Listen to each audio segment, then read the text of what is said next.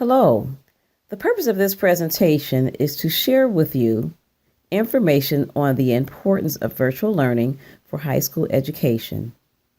We will be providing details of its application through teaching and learning in an online community.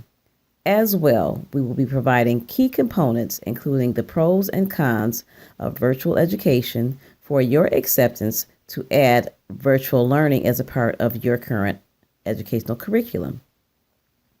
Our presenters for this presentation include Bridget Calhoun, Keisha Cooley, Lasima Womack, and Rosio Zamudio.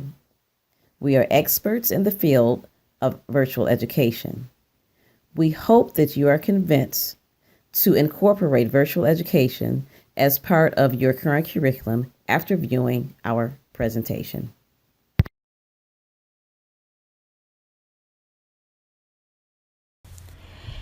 Virtual schooling is for high school students that are looking forward to self-paced learning. Students are able to complete all assignments from home, the library, or anywhere else where they feel comfortable. Our program gives students the option to work with their peers virtually or face-to-face. Safe-to-use software will be provided for students to use. Teachers will provide direct feedback to students to better guide them in their studies. Similarly, students can contact teachers online or in person.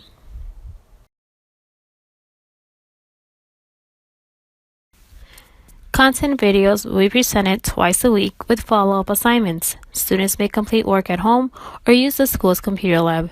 There will be individual and group projects to complete. Groups will be created according to students' availability. Groups can choose to meet virtually or in person.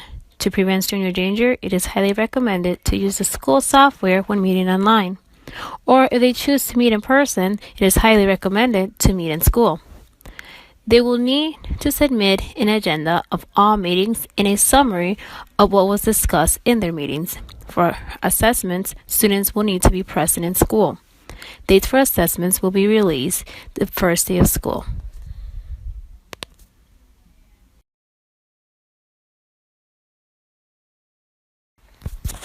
There are various benefits to virtual schooling, one of them being convenience, because with virtual schooling, students get to self-pace their learning and have more control over their learning.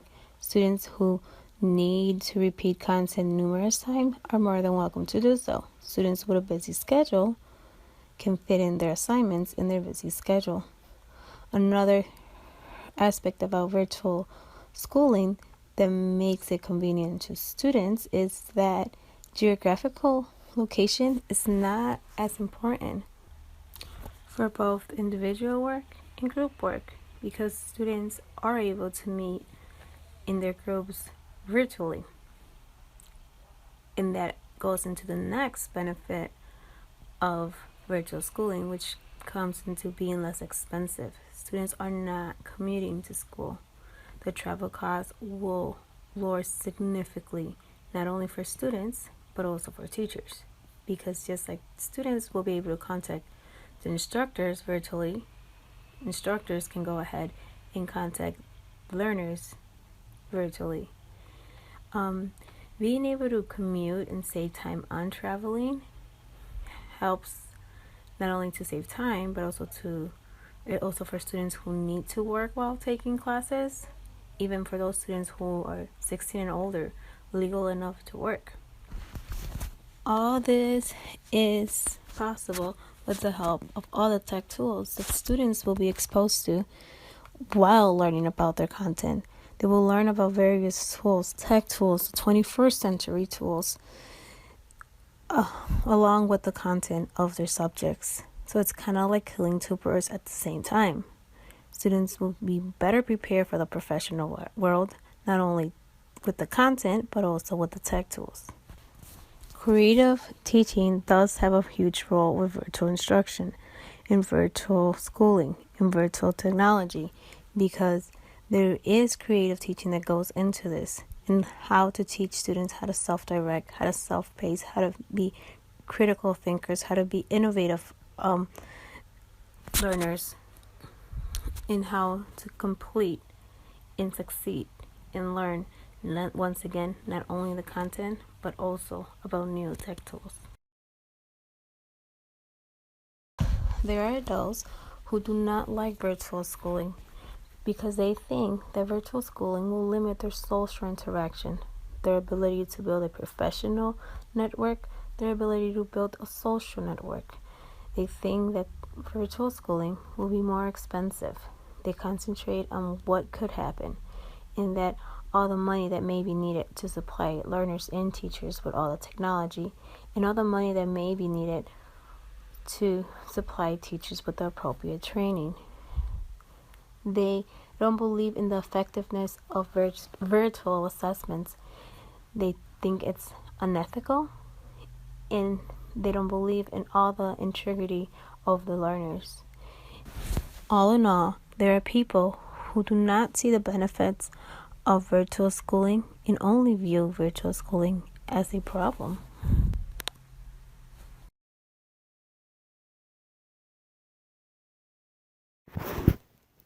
Now that we've gone over the pros and cons of virtual education, let's look at how the two compare.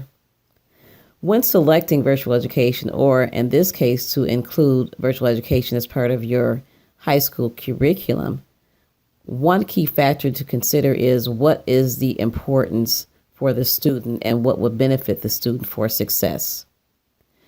When students are selecting virtual education as part of their current curriculum, there are certain three key major factors that they look at in selection and deciding if virtual education would benefit them. One is that they want to make sure that it's exactly what they want and whether they can actually fit online education into their educational development and will it benefit them.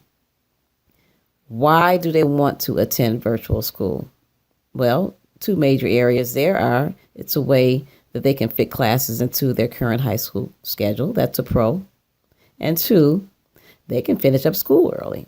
That can be a pro and a con. But the advantage point is the fact is that they have the option. Number two, another key deciding component would be the research into the school. And up under that research, what are the major deciding factors that will help in choosing virtual schooling? Something that you can consider for virtual incorporation into your current curriculum is it accredited? What are the costs? Teacher and class interaction, time commitments and requirements, class offerings, graduation consideration. With those intertwined areas, there are a number of pros and cons, but at the same time, there are options to consider. And number three, with virtual education, including this step, it's comfortable and it's enjoyable, meaning that you can take advantage of virtual education in the comfort level. At the same time, under those comfort levels and enjoyment, there are three areas that are just as important. There are some lonely times because you're pretty much separated out of your normal traditional environment where you're interacting physically with a teacher and instructor. Challenges that go along with that. You have a lot of time on your hands and you're pretty much independent on your own.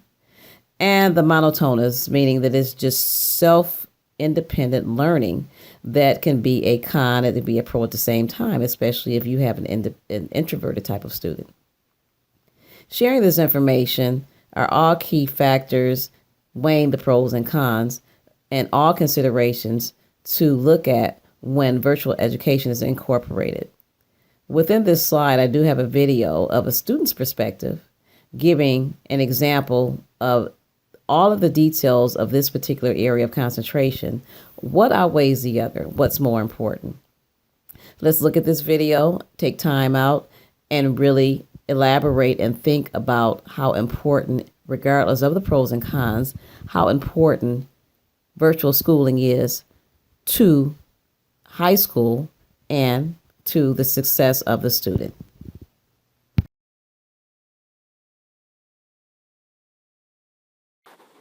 Virtual schooling, points of emphasis. Technology. The use of technology in education is convenient, cost-effective, and helps to eliminate obstacles such as transportation and travel time to and from school. High school students who attend virtual schools have a better chance at earning their diploma because learning is tailored to each individual. Additionally, the use of technology helps to increase the motivation and engagement in classwork of students enrolled in virtual schools. Distant collaborations. Distant collaborations in virtual schooling is used for several reasons. The first being that it allows students to enroll in classes not currently offered in their school. Secondly, distant collaborations can help to address the issue of teacher shortage in areas such as science and mathematics. Lastly, distant collaborations can provide a blended learning environment that consists of combining synchronous and asynchronous learning to help improve communications and bridge the gap between students, instructors, and education content in online learning communities. Local practices. Local practices should be the best practices when operating a virtual school.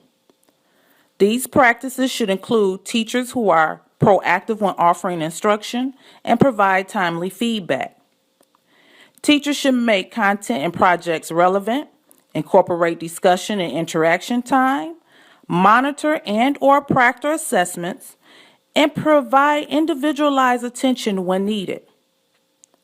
Furthermore, counselors need to be available to support and advise students in regards to classes and virtual schooling opportunities. Additionally, aspects of good practices include support for technology tools, including health and safety.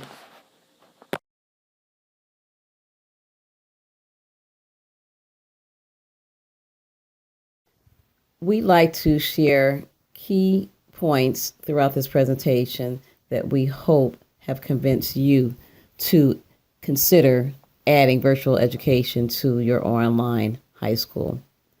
Distance collaborations and virtual schooling is used in several ways.